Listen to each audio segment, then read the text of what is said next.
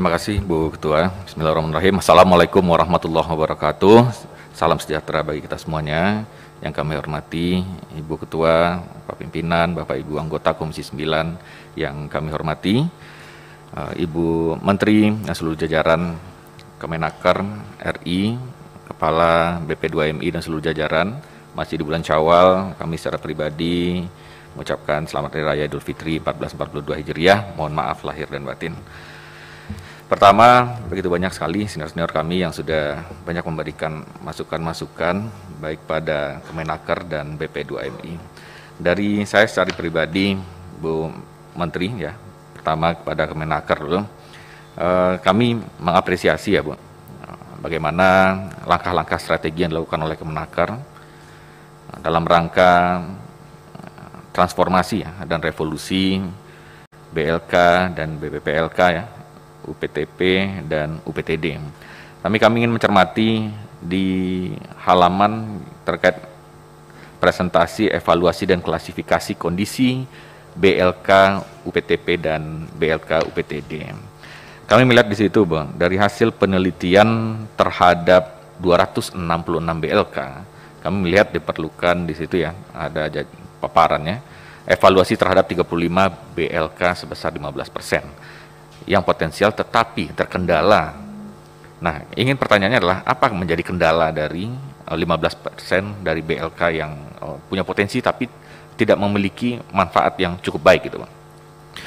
Nah, kemudian di samping itu perlu juga sebenarnya mumpung sedang ada perubahan dan transformasi ini dari BLK, perlu menurut kami diperlukan reorientasi terhadap program-program BLK dan BPPLK yang selama ini saya melihat mungkin dengan senior-senior yang lain mungkin kurang maksimal, Bu, dalam outcome dan menjawab segala tantangan ini, apakah di dalam negeri maupun di luar negeri, apalagi termasuk melalui pendidikan dan pelatihan percepatan revolusi industri ya, yang sudah begitu bergerak cepat ya, 4.0 yang dicanangkan oleh pemerintah sendiri. Nah, saat ini banyak sekali program-program revolusi industri yang dapat didorong sebagai program yang sangat relevan pada situasi yang sangat terbatas ini. Contohnya seperti food online, digital marketing online, retail online, segalanya online ya, tanpa melibatkan kontak fisik yang begitu masif. Nah, kami melihat juga, Bu, bila BLK ini tidak strategis dan tidak tepat dalam membuat sebuah rencana yang baik, maka secara dinamis tidak mengikuti perkembangan zaman, maka BLK ini tidak mungkin menutup kemungkinan akan ditinggalkan juga oleh masyarakat kita. Peluang di sisi lain masih ada, Bu. Begitu banyak lembaga swasta ya, keterampilan atau pendidikan yang lain-lainnya juga melihat ini sebagai peluang bisnis, Bu. Jadi jika pemerintah salah merencanakan strategi, tentu masyarakat kita akan berpaling kepada lembaga pelatihan yang kira-kira ya dengan simpel, tidak apa membayar sedikit, tetapi jelas itu peruntukan dan arahannya. Bahkan begitu banyak juga masyarakat kita ini, Bu, mungkin tidak begitu banyak yang menjadi siswa di BLK dan BPPLK, tetapi juga belajar dari berbagai sumber. Salah satunya adalah belajar dari kumpulan-kumpulan video yang ada di YouTube, bisa memasak, bisa membuat anyaman, dan lain-lain. Habis itu bisa dijual melalui online, marketplace, dan lain-lain, akhirnya menghasilkan uang. Begitu mudahnya, Bu. Jadi jangan sampai begitu banyaknya anggaran untuk membangun BLK, revitalisasi, dan BLK komunitas, akhirnya sasarannya tidak maksimal, Bu. Sayang kan kalau itu menjadi sesuatu yang mubazir. Bahkan banyak juga nih, Bu, ada masyarakat kita yang kadang-kadang mencari peluang, tidak ingin melalui BLK, pergi ke luar negeri, apakah itu menjadi TKI, pekerja migran Indonesia, sering pulang, akhirnya membuka just tip, ya. Akhirnya ini menjadi peluang juga yang lain, jadi penting menurut kami bahwa strategi revitalisasi dan transformasi BLK ini memang betul-betul dipikirkan secara matang. Kemudian, Bu Menteri, saya yakin bahwa kita tidak kekurangan SDM yang baik. begitu banyaknya pendidikan kita dari PAUD, TK, SD, SMP, SMA, perguruan tinggi, dan lain-lain. Tapi yang menjadi pembeda kita dengan luar negeri, contoh Indonesia, mungkin dengan warga negara Tiongkok yang bekerja, mungkin sama-sama bekerja di pabrik. Yang membedakan apa? Mungkin kognitifnya mungkin kurang lebih sama, Bu. Yang membedakan adalah produktivitas dan konsistensi. Nah, menurut kami perlu juga diajarkan terkait bagaimana menjaga konsistensi produktivitas setelah siswa-siswa yang belajar dan dilatih di BLK itu tetap stabil, Bu, di dunia kerjanya. Kalau tidak, ya mungkin barangkali umur tenaga kerja kita ya cukup pendek nanti, Bu, bila bersaing dengan tenaga kerja yang lain.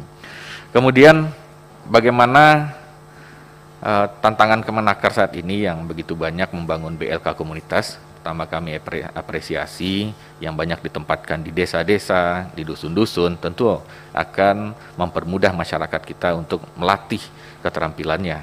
Dan oleh karena itu kami juga menginginkan jangan sampai BLK-BLK komunitas yang dibangun begitu baik, begitu bagus ya, baik secara bangunan maupun fasilitasnya di desa-desa, tetapi sampai di situ saja gitu, Pak.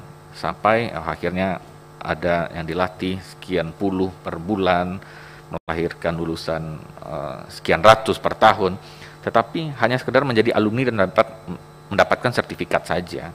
Tapi perlu pendekatan atau himbauan dari Kemenaker ya, mewakili pemerintah pusat untuk bisa juga mengajak pemerintah daerah untuk bisa menempatkan setidaknya minimal lulusan itu dapat dipekerjakan, tidak usah terlalu pabrik dan lain, minimal UKM dan UMKM itu saja, Bu. Apakah itu menggoreng kerupuk, apakah itu merajut anyaman dan lain-lain.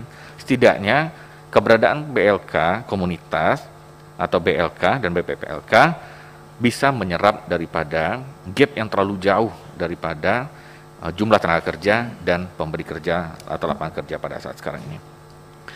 Kemudian mengenai link and match.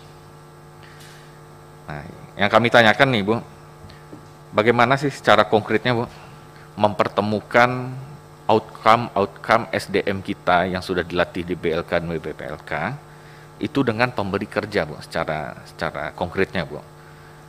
Nah, itu tidak mudah, Bu, apalagi di area di zaman yang masih belum selesai pandemi kita ini, perusahaan-perusahaan domestik, baik negeri maupun swasta maupun perusahaan PMA, begitu banyaknya, Bu, mem-PHK tenaga kerja, bahkan mempensiunkan dini tenaga kerja masih aktif. Nah, itu bagaimana, Bu, konkretnya, Bu?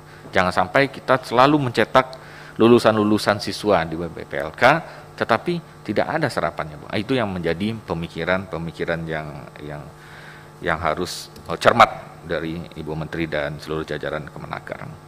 Kemudian pada Pak Beni, Kepala BP2MI, pertama kami terima kasih ya Ibu Menteri, kami setuju dengan revisi Permenaker untuk memperkuat PMI pada saat sekarang ini.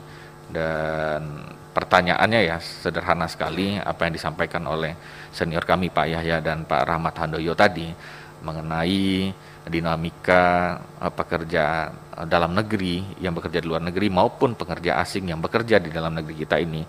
Pertanyaan singkatnya, Bu, 2 bulan terakhir sebelum Lebaran sampai saat sekarang ini ada berapa sih, Bu, tenaga kerja asing yang masuk ke Indonesia? Itu saja, Bu, 2 bulan terakhir, untuk melihat bagaimana dinamika yang menjadi perdebatan di publik saat sekarang ini.